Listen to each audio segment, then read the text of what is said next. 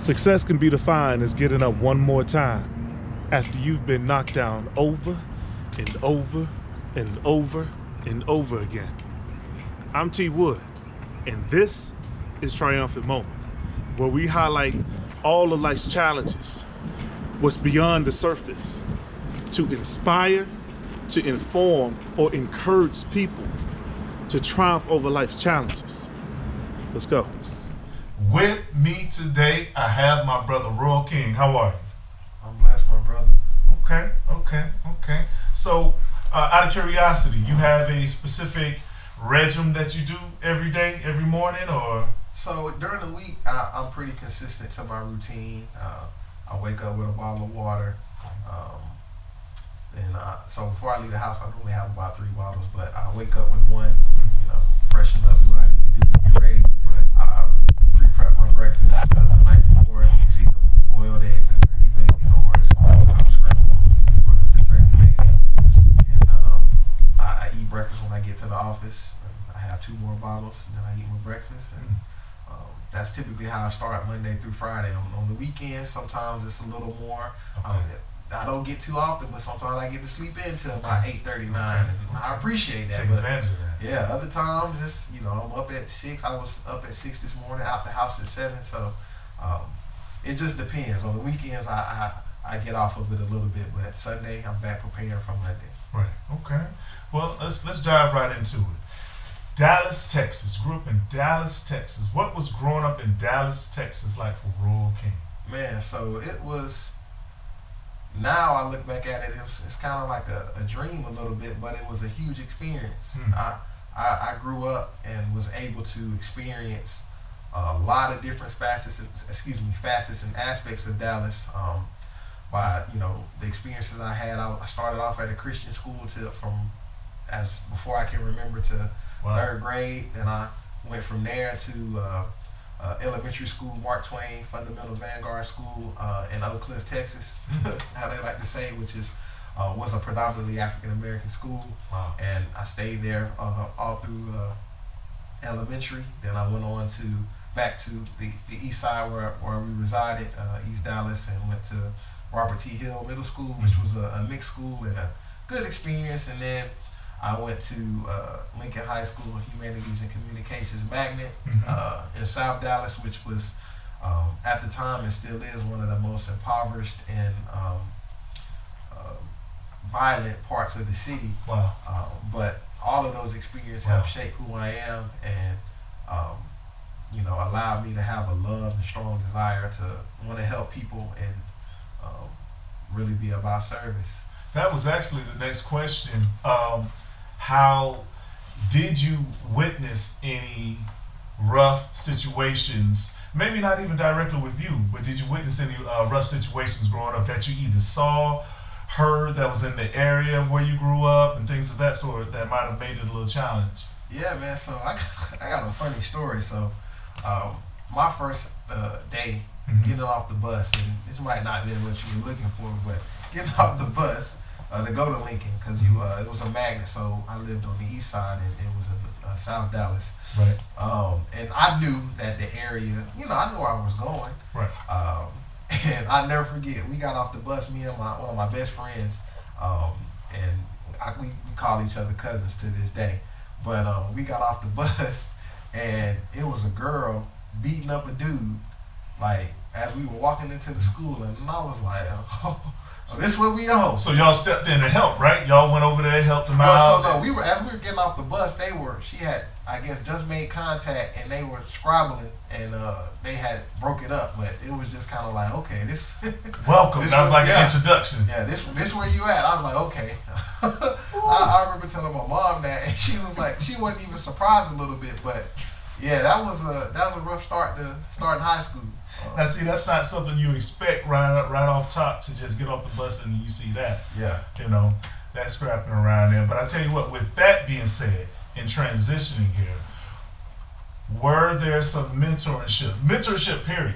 Yeah. It's something that you appear to be very, very, very, very passionate about. So what particular programs impacted you when you growing up? Yeah, so my high school years were like essential to my development, and during that time I participated in 2 programs. One of them was called the Omega Sparks, which was through the Theta Alpha chapter of Omega Psi Phi Fraternity Incorporated, to which my father was a member at the time. That seems to be a great fraternity, wouldn't you say? Absolutely. All right. Absolutely. All right. All right. Yeah, the greatest fraternity. But that program had a major impact on my life because it was black men mentoring Right. predominantly young black boys. Right. And it helped me grow a greater appreciation for my father, but then for other men who had children and maybe had older children but were either bringing those kids or leaving those kids who weren't old enough for the topics and what we were doing yet to come and help some other kids. So in witnessing that, I guess without even realizing it, I was developing some of my desire to want to be a helpmate and conduit for other black boys and just kids, period. So that program had a huge impact. And then I always knew I wanted to pursue journalism at a very young age. I remember playing live and video games. I can name every basketball player on the roster's name. And like every football too. Like I was just all about it. And I knew I wanted to, like, you know, sportscast and that stuff. So that's why I went to Lincoln. Right. And when I got there, I was introduced to a program through the Dallas-Fort Worth Association of Black Communicators, which was the local chapter of the National Association of Black Journalists, NABJ. They would do a 16-week boot camp for young journalists, high school to awesome, college. Man. Yeah. Come on. And that program was basically like it was like boot camp for real, but we were introduced to, you know, all of the local black personalities. And, you know, Dallas is in no small town, so you got people, you know, big time people. I remember meeting Roland Martin and interning and being able, I didn't even know who he was at the time. I'm like, you know, but later on as an adult, I'm like, man, you out here playing. But the lady that ran that was a lady named Cheryl Smith, who I call my Aunt Cheryl, because she was like the matriarch and she just didn't take no mess. And like it was like boot camp, and a lot of the stuff that I learned that I implemented into my mentoring program and just my daily life came out of that program and that experience with her. Like the fact that I'm even in Tallahassee today is a testament to her, because she told me, and I knew I wanted to be a journalist, that the best journalists come from Florida A&M University. And on that, it was like, I was telling my 13, 14, telling my mom and dad I'm going to Florida A&M. They like, hold on now, I ain't know about out-of-state fees or Dallas, Texas, Florida. Yeah. So, but she just had a huge impact on my life, and because she was mentoring me, you know, whatever she said, I believe. And then the next big part of that was that once I looked at it and did my homework about FAMU, everything she said was accurate. It was like, okay, like she not just saying this because she went there. She's saying this because that's what it is. Right. So I was hooked. So basically, it's safe to say that it's one thing to hear something, someone say, hey, you should do this, you should do that. But it is another to have the actual exposure to it. And it sounds like you were actually exposed and they mentioned it. So would you say that combination did a lot for you? Was that crucial? Absolutely. Because to my parents, if it would have just, one, for them and their comfort, if it would have just been a person, even though they loved her and knew she had a major impact on my life, if it would have just been her saying it and then there was nothing to back it up, then it'd have been like, you know, for them. But even for me, I'd have been like, it wouldn't have been a blow, but it would have been like, maybe this isn't the best choice. So it made her word that more and more gold, because she wasn't endorsing anything that she, one, didn't experience, but then two, that wasn't factual. Right. So it was like crucial. See, that goes to spring another question here. So now I heard you mention Cheryl. Now, were there any other mentors in your life that stand out? Yeah, well, so my dad, you know, being one, the brothers from the Theta Alpha chapter that, you know, led the Sparks program that I participated in. Brother Terry Forrest, Brother Patrick Smith, who's And the Omega Psi Phi, he's the 9th district representative, which is the overseer for that area. Wow. Who, his son was in that program with me. Those were some of those key people. Dr. Louis White, who was my teacher at Lincoln in the journalism program. Yeah. So those were some of the people, in my earlier years who had a major, impact. Well, I would say this. I'm not big on choosing and singling out one individual. But if you have to, because you kind of have to right now, if you were to put one individual who not necessarily was better than the rest, but the impact is just that powerful to you as far as from a mentorship perspective that you had, who out of that bunch? Man, I'd have to say my Aunt Cheryl. Okay. Only because that's how her and then the Sparks program, those two, but her influence is how I ended up in Tallahassee. And honestly, I don't know if I'd have went to another city and had a different experience than I did here, would I have been able to create the program that I created, become the man I am. Right. I think I'd have still been successful, but her impact was so huge. That's how I even got to this place. So without her, Royle King might be a successful person. I probably would have been full-time journalism. I would have went somewhere else. I wouldn't have became a person whose life is all facets related to service and helping people. So I'd have to say her. Okay. Now, with that being said, let's go ahead and clear some misconceptions here, okay? I need your help to do this. There seems to be a misconception that mentors and mentorship primarily only are useful for at-risk youth, kids that come from a one-parent home. People tend to think that. What are your thoughts on that? Well, I would tell them they're absolutely wrong, because by the standard of those things, I was none of them, right? And because of the experiences I had and what I was exposed to, now I've in turn dedicated my life to the service of youth and people, So I would venture to say that I'm the perfect example for. You're wrong for that. Even now in my program, we've got youth from mixed backgrounds, and they need that experience in funny ways. They're mentoring each other without realizing it, because they're being exposed to things that they wouldn't see outside the program. And I'll say it as one of my parents said it.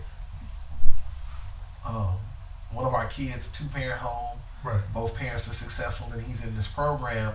And his dad said, yes, my son comes from, his mom and dad are successful, but my success doesn't equal his success. Wow. And the things that he's experiencing, I necessarily don't have the answer for, because it's a different era in time, and I need him to be around, one, other men who I trust, Wow. who can help guide and raise him, but then also around other young boys who are on a path and desire to be great. Now that doesn't mean they have all the tools yet, but they all know that they want more than what they have. Wow. And so when he just said it so eloquent, and I was like, you're absolutely right, because my success is not your success. Every individual person is their own person, and because you grow up in a certain neighborhood and you may have more access to resources, it doesn't mean that your life is going to always be better. Wow. See, there's a small divide, and I know you've seen it. There's this, maybe it's more mental, that there's been a small divide, and you have these belongings.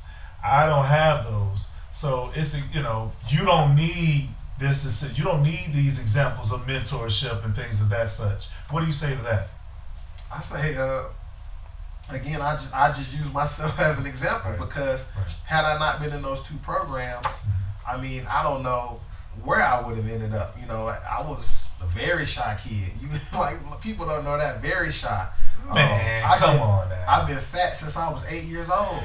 Come on, man. You know what I'm saying? Like no, you know what I'm saying? So I've like I battled with depression and all kind of stuff. And again, I had two really good involved parents who, you know, I didn't have to worry about, you know, meals or anything like that, but I still was battling with this stuff. Wow. And being in these programs helped me, you know, a lot because it let me kind of grow out of understanding that you got to love yourself above everything. And anything worth having is worth fighting for. Right.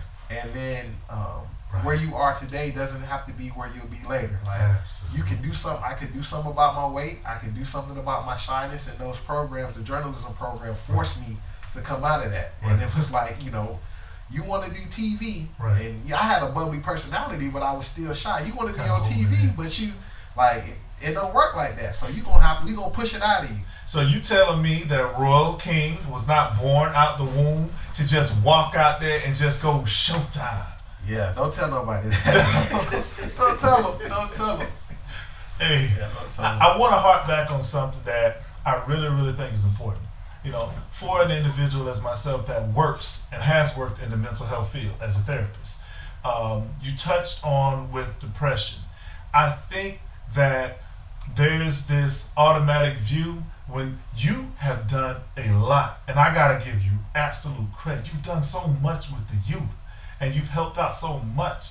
And sometimes you get pushed to that standard to where it's like Royle has never had any struggle. Royle has never went through anything of any such, you know, because you walk around 9 times out of 10 you have a smile on your face and everything just seems like it's just been not necessarily perfect, but no challenge, no struggles, no issues. What do you say to that? I say you're completely wrong. Everybody has a story and some kind of experience that fuels the man or woman that they are, that they become. And it was the adversity that birthed my drive and my passion for my own success, but for helping people. Wow. So I would tell them, I would tell them if you walked in these shoes for a little bit, come on, your feet would probably be bloody pretty quick. But and that wouldn't be, you know, to cause any offense, but it would just be to kind of say I definitely had my struggles, and by trusting in God first and surrounding myself with people who've walked those paths to kind of help guide me, it's allowed me to, you know, keep my sanity, one, but to not quit on myself too. Come on, man. Curving and turning the corner here. Is there anything that stands out, or one of the things that stand out in your life that you might have experienced that you made it through or somehow succeeded in? Yeah, so like probably one of my lowest points was, so again, I came here from Dallas, Texas to go to Florida A&M, and I was, I guess, like the star pupil, you know what I'm saying? Like I went to a school in, you know, like I said, South Dallas, one of the most impoverished and crime, you know, ridden areas of the community. Even though I didn't live there, I was experiencing that. So even coming out of that was like a big thing to go to, you know, Tallahassee. Like all the people who graduated with me, if they left the state of Texas, it was because they were athletes, right? And I was coming here to pursue journalism. So in that time, you know, I got here and, you know, that was a lot of freedom when you get to college. And yes, it is 12, 13 hours away. So, man, one of my, like, I guess at the time, lowest points was, so, you know, I got here and I was very successful and kind of lost, I guess, myself a little bit. And it took me 6.5 years to graduate, to get a 4-year degree. And I don't really talk about it a whole lot, but it was, you know, an embarrassing time because, like I said, I left and was like this kid's gonna be great. He's gonna expectations. And you know, year 4, year 5, it's like, whoa, man, what are you doing? Wow. And it was a difficult time. Like, you know, I let my parents down, I let my dad down, and it got to a point to where, him being a man, it was like, I can no longer support what you're doing. Wow. Like, you down there, you playing. Wow. And, at that time, I was mad, right? And that was just, the youth in me, right? Right. Like, I was mad. Like, are you not going to support me and help me? And yeah, I know I've been playing, but are you going to not support me and help me? But, as a man, I understand it was like, man, I can't continue to enable you at all, and you're not doing what you're supposed to do. Wow. You gotta, at this point, you a man, you gotta figure it out. And it broke me, but then it birthed me at the same time. Wow. Because I was like, oh my God, my dad left me, he's not gonna support me. And but it reminded me, like, perspective. Like, he didn't say he wanted to go to Florida A&M and be no journalist and be the best. He never say that. He helped make it possible for me to do that, but that wasn't his dream. It was mine. And so I had to really look in that mirror and say, you said this is what you wanted to do, but look, it's your output isn't reflective of what you said you wanted. So wow. In that, it helped me find myself, because it was like, I got to figure this out, like, quick. Right. So I ended up, I was working a part-time job. I had to get 2 more part-time jobs. I ended up breaking it up. So I took, I think, maybe 6 hours that fall, 6 hours that following spring, so that I could work. Nice. I had to take out a private loan both those semesters to do what I needed to do. But when that happened, it woke something up in me and said, this isn't for nobody, this is for you. Like, our parents aren't supposed to be our caretakers for life. They're supposed to put us in a position and, where they can support and be there, but it's your responsibility. Wow. And if you don't have parents, it's still your responsibility, because you have somewhere, wherever you are, access to something. Right. You got a teacher. You got if you are into church, you got a minister. You got a coach. If you go, like, in all, you're always connected to people. Utilizing your resources is Right. important. Right. So, but when I overcame that, like I said, it took me.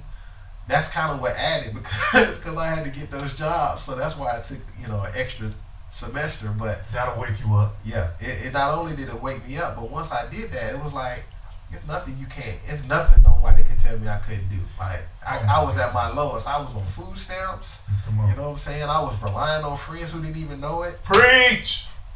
to get through. So it was like, after that, it's like, even now, it's like, I remember, where I was, and I was like ashamed about that for a long time. Like, man, it took you 6-7 years, but had it not taken that time for me to graduate, I wouldn't have developed into who I am. Look, jewel alert. I want to make sure our listeners understand this and really decode what we're hearing here. Everybody does not have the same path. Let's make sure we get that out there right now. All right. So, understanding that there was a point in time that Royle was experiencing, well, God darn, it's taking me this long to get out of here, man. I am embarrassed. But it took that time period, those things that happened in that time period, to get to the point that we're at now. Listen to what he's saying. Listen to how he's talking. He wasn't talking like that out of high school. Absolutely not. So then when we look at those things, fast forward. Lamplighters. Who is Lamplighters? So the Omega Lamplighters is a 501c3 nonprofit, a young men's mentoring program that I started. This was another thing that I started while I was an undergraduate at Florida A&M University. Wow. And probably shouldn't have, but I was impassioned when I got here and said I wanted to honor those people who poured into my life, and I want to give back in some kind of capacity. Wow. So I was like, I came here, I knew I wanted to be a member of Omega Psi Phi Fraternity Incorporated. And when I would meet the brothers, they would, ask, well, why do you deserve an opportunity? What are you gonna do? I'm gonna start a mentoring program. I'm gonna bring mentorship to the fraternity. Oh, so you say we don't mentor? I'm not saying that, but I don't see a mentor program right now. Well, I'm gonna bring one and help help. I'm a mentor. I'm gonna bring the brothers in, and we gonna mentor. And they were like, whatever. But to this day, you know, like when I talk to some of my older brothers and friends, they like remind me, like, man, I didn't even realize that was vision. I just knew I wanted to pay it back. Come on, man. So after I crossed the fraternity in 2007, that next year we started the program and had no business, man, but I was just passionate. And so those first couple of years, man, it was not what I wanted it to be or needed it to be. But once I graduated, because you know it was what I didn't want it to be. We were like giving kids T-shirts and doing activities, which was great, but it wasn't what I envisioned and what I knew would have a lasting, deeper impact on their lives. So once I got my stuff together, once I got my stuff together and got through school, that experience, it was like, oh, we doing this. So I graduated that spring, and then 4 days later, I was back like, all right, so this is how we gonna fix and get this program where it needed to be. Way to come back. Yeah. Okay. Created the induction process. So now the youth, and that was one of the biggest things when you just people period. When you give them something, they don't value it the same way.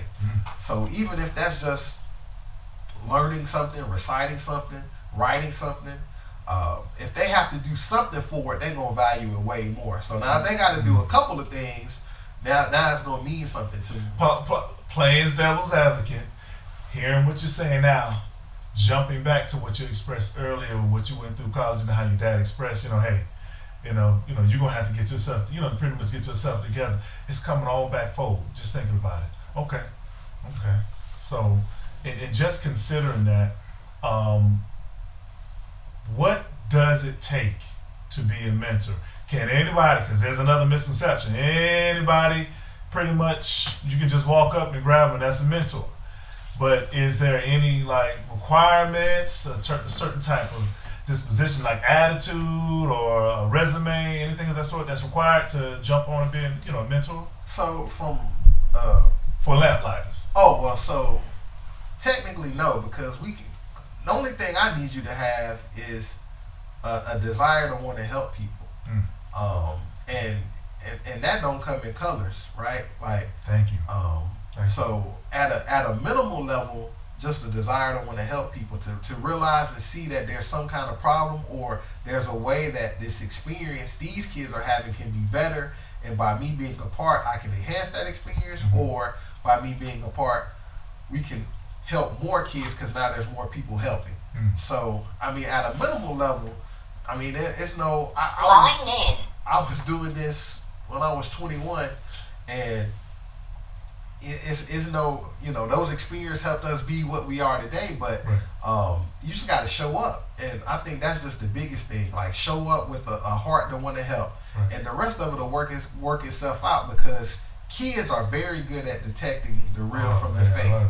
So, a lot of people will show up for the picture, but it's not the same number of people that's showing up, when you get that emergency call, like, hey, my son's missing, or he had a seizure, or we had an episode with some other kids, or you know what I'm saying, just different things, that adverse effects of life. But a person who cares, they'll find a way. Now you said it comes. Now earlier you said that personality, who are genuine and care, doesn't come based on a color. Could you elaborate on that more? Yeah. So one thing that, just the state that we're in our country today, it took me to really realize that I don't need because we predominantly serve minority males. Okay. And predominantly most of them do come from single parent homes, but it's a mix. We got them all. But I don't need those kids to just be like, I'm fans of Mr. King, I love Mr. King, I can talk to Mr. King about anything. Right. I need them to be able to, I need to introduce them to other people and other men who don't look like them, but have that same love that I have. Wow. So that they can learn to navigate the world, because the world's not one color. And they need to be able to have, different kinds of conversations and be comfortable doing that with people who aren't only like symbolic of them. So that's been a huge thing that we've been doing this year, is that understanding that, you know, our boys need to have a comfort level, or at least be able to have conversations about their experiences with people that don't look like them. And those people be able to talk about their own experiences and neither party get offended because of the life that they've lived or been exposed to. So that's been one of the things we've been navigating, but it's very helpful for them because the world is not black and white. It's not. It's not. And when you think back to, it's just like if we're putting together a recipe, what would you say is the key ingredient for a successful mentorship program? What is the key ingredient from your perspective? Man, so I think the key, I don't know how to say it. So at the end of the day, it's gonna sound like corny, but like really love, because powerful. In love, it's so many things that trickle effect off of that love, because you know, like that love develops so much for those kids, but through the love I show them, they learn how to show love. You know, like a lot of times, you know, the kids we working with, they don't. A lot of it's not a normal thing for a man to tell you I love you. It is not. Right, like, and so sometimes that's not comfortable. So, right. like, I had to, you know, even my own self, like, get comfortable. Like, hey man, I love you. Yeah, man. And yeah, man. I realized how important that was when we lost one of our kids to gun violence this summer, and we had a this past summer. Mm-hmm. Wow. We had a grief to power healing kind of, where we had some therapists in there. And one of the kids in our program, who he graduated this year, and I've been mentoring him. He's been on our program for 3 years. He was a sophomore when he got in, so yeah, 3 years. And in the session that they asked, "What do you need?" and he was like, "I need to feel love." And it like stunned me, man, because this is a kid who, like, in my mind, I had been loving on. We've been doing stuff and exposing him, and I mean, he knew, of course, I loved him, but he needed to hear it. It was like, ooh, it just made me be even more reflective. Like, so ever since then, like, now I just randomly text him, like, you know, when I check on him, well, I love you, boy, I'm proud of him, because now he's up in college, and I just don't want him to forget that he's loved and that we're proud of him, and specifically me. And you know, when people are important in your life, what they say has an impact, right? Just like if my mentor was to call me tomorrow and say, "Royle, you disappointed me, you did da-da-da-da-da." And if I really did it, I'm gonna be hurt, because what she says, you know, matters, because she had a big impact on my life. Same thing with my parents and my close friends. Now, people who are outside of that circle, I don't necessarily care what you think, because you don't know what what it is to be me or my experience. But yeah, but that love, you know, through that love, and when people feel that love, they want to support it. And everybody can't, you know, be a mentor, right? You don't have the time. You have what you need to. Not everybody.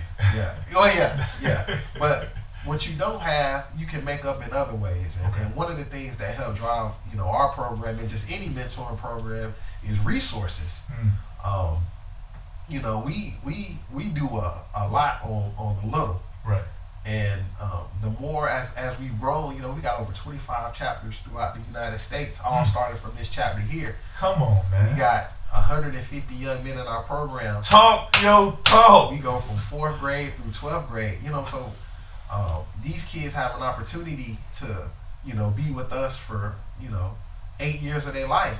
That's a huge impact. And as we get more resources and more people show more love, eventually we want to start K through 4, and then, you know, you talking about K through 12. Now, we're not ready. We're not ready. No, I don't want no one to watch this as, I'm gonna send my kindergartner, because that's a different level of work, and we just not there yet. Like, we started our Junior Athletics program because initially we would go Right. from like 7th grade through 12th grade, but Right. it had to change because the high school kid, it's a different experience. Like, and a high school kid don't necessarily want to be. It's not cool to be hanging out with middle school kids. Like we're in the same program. Nah, divide that. So we started the junior lamplighters with the idea that it's a prelude to the fills in that gap, bridges. Right. So it gives them something like, I'm in this program and I love it, and it's like, okay, but I can't wait to get to high school, so I'm gonna do what I need to do to get to that next level.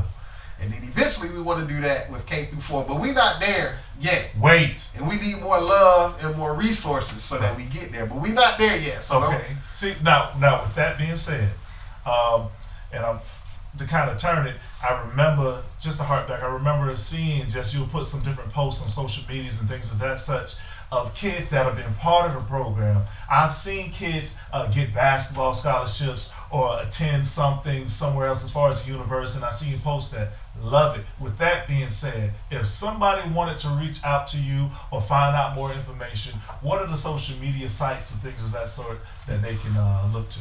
Man, so we got a website, omegalamplighters.org, Instagram, Twitter, Snapchat, and TikTok, Lamplighters850. Mm-hmm. We're very active on there.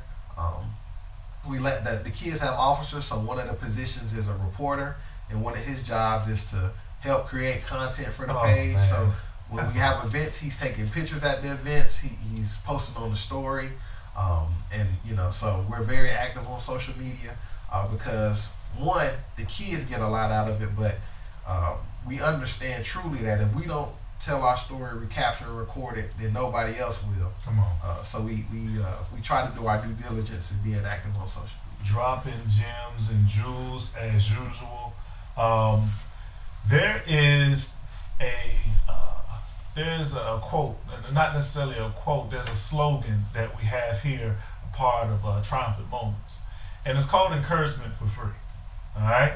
So thinking back to anything for our listeners, encouragement for free, encouragementforfree.com, but encouragement for free. What is some encouragement right now that you can provide for all of our listeners for free? Man, I'd probably say the most, so I guess maybe it's a two-part thing. The most important part is that whatever adversity you face, understand that somebody's had to overcome more. Wow. And I've seen some people in low spots.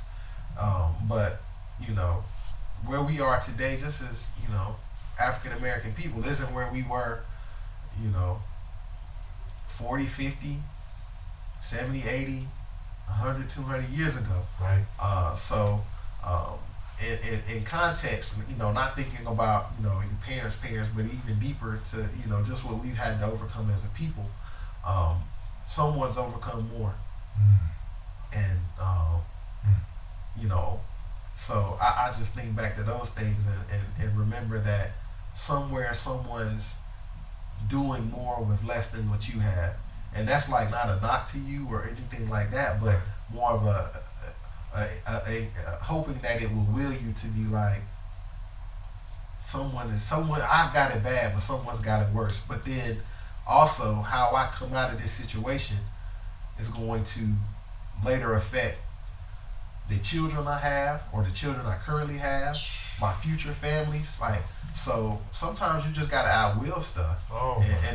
And to survive it doesn't mean you necessarily win. Sometimes just to survive. And in that you warn in yourself a mindset of not giving up. And I would just say whatever you're dealing with, someone's getting through a harsher situation. So you just gotta outlast stuff sometimes and just don't quit. Oh man. Ladies and gentlemen, young boys and girls, that is encouragement for free. Okay? That's encouragement for free. My brother, Royle King, I appreciate you coming on the show. And we're gonna have you on here again. All right, but I really appreciate you coming on the show. Thank you for your time. Man, I appreciate you, man. I love it. Sometimes in life, You must fail in order to succeed. But one thing's certain. Don't ever, ever, ever give up. This is Triumphant Moments. I'm T. Wood.